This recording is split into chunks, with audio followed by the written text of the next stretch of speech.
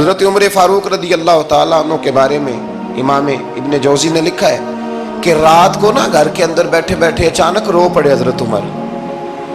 62 سال عمر ہے, خلافت کے آخری ایام چل رہے ہیں, تو رو پڑے ایسے ہی گھر میں بلا وجہ ہی.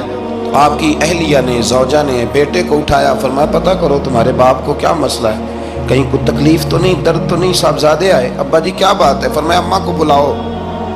سب لوگ جمع ہو گئے تو جناب عمر فاروق رضی اللہ تعالیٰ عنہ فرمانے لگے کہ بیٹھو میرے ارد گرد. سب بیٹھ گئے تو فرمانے لگے آج جب میں مسجد سے نکلا تھا تو میرے نبی پاک کے سچے صحابہ, سچے رسول کے سچے صحابہ, حضور کے سچے غلام یہ کہہ رہے تھے کہ عمر بڑا ہی اچھا ہے, عدل والا ہے, انصاف والا ہے. تو ابا جی اس میں رونے والی کیا بات ہے؟ تو فرمانے لگے ڈر یہ لگتا ہے کہ باہر تو میں اچھا تھا, کہیں گھر میں تو نہیں کوتاہیاں کرتا رہا. میری بات پہ توجہ کرنا, کہیں گھر میں آپ باتیں سن لیں تو شاید جتنی میں کرتا ہوں دوسرا کار ہی کوئی نہ سکے, لیکن جب عمل کے راستے پہ ہم نکلتے ہیں تو وہ مسدود ہے, وہ بند ہے. عمل کس نے کرنا ہے؟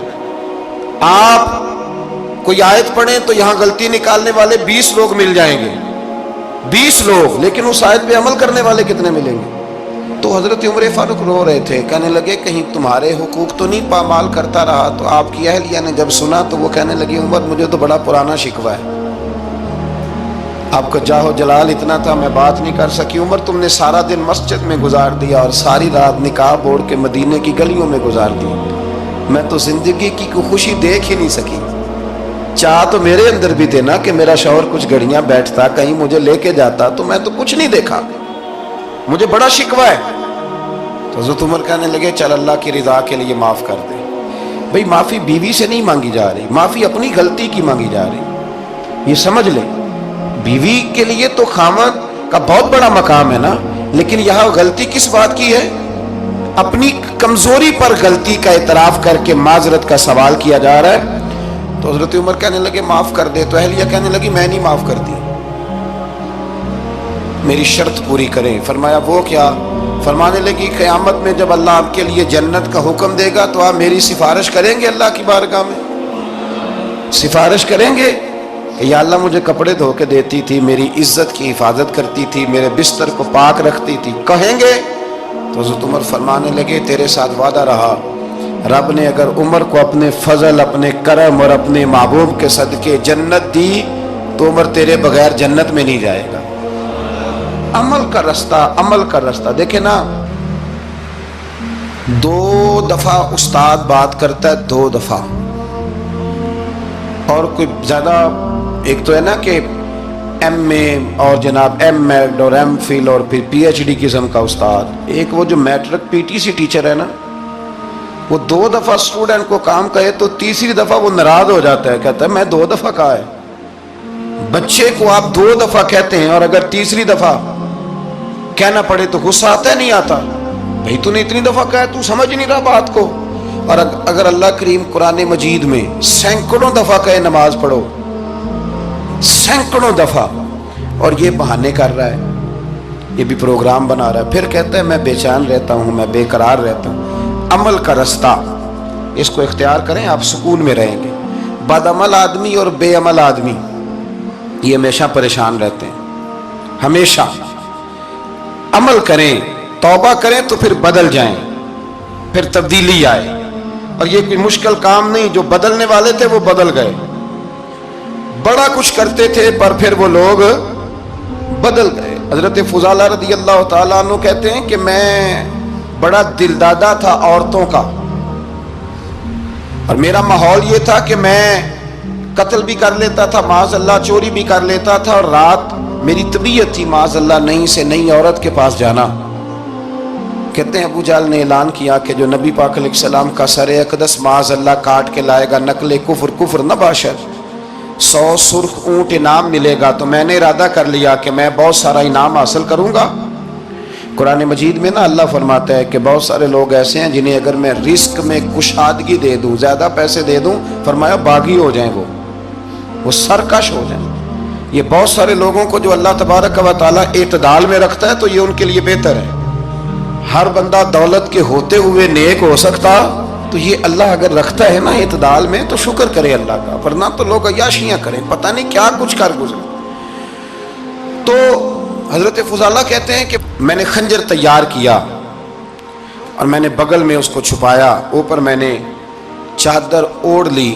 اب مجھے پتا تھا ظہر کی نماز کے بعد نبی پاک صلی اللہ علیہ وسلم طواف کعبہ کے لیے، بیت اللہ شریف کے طواف کے لیے جاتے ہیں۔ کہتے ہیں میں بھی اس طرف بڑھا، رستے میں نا وہ خاتون جس کے گھر میں نے رات آنا تھا، میں نے دروازے پہ دستک دی، میں نے کہا کہ تیار رہنا، تیار رہنا، آج میں بڑے پیسے لے کے آؤں گا۔ اسے میں نے یہ کہا اور پھر میں چلا گیا بیت اللہ شریف کا طواف کرنے۔ کہتے ہیں اللہ کے محبوب بھی طواف کر رہے تھے تو میں نے بھی طواف شروع کر دیا۔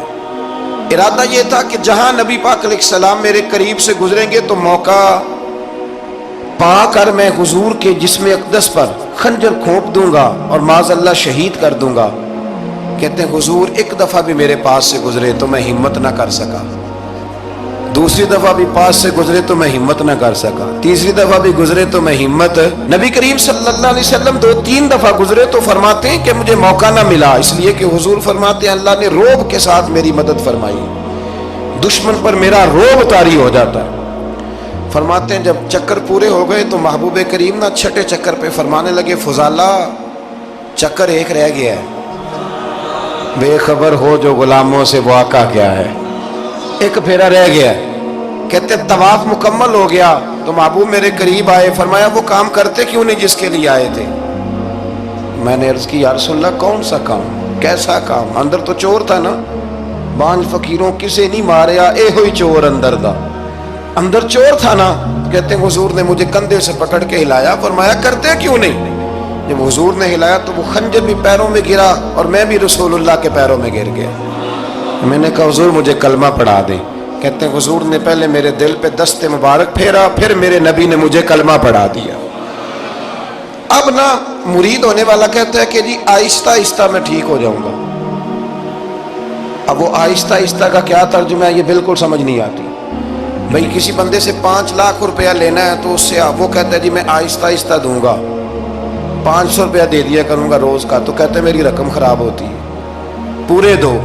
اور نیکی کی بات جب آتی ہے تو کہتے ہیں حضرت صاحب دین اتنا سخت نہیں ہے، میں آہستہ آہستہ ٹھیک ہو جاؤں گا۔ اب میں مغربی شاب پڑھنی شروع کر دی ہے میں نے، اب میں تسبیح لے لی ہے، کل میں نے بھی آہستہ آہستہ میں ٹھیک ہو جاؤں۔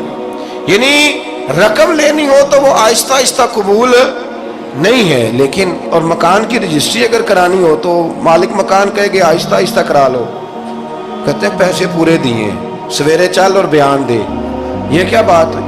یہاں یہ جو ہمارا ماحول تھا نا کر لیں گے ہو جائے گا، یقین کریں لوگ قبروں میں چلے گئے ہیں پر مسجدوں میں نہیں آئے، ہر کام سے لوگ ریٹائر ہوئے پر گناہوں سے ریٹائر نہیں ہوئے، آخر تک تباہی اتر گئی لیکن لوگ بدلنے کو تیار نہ ہوئے۔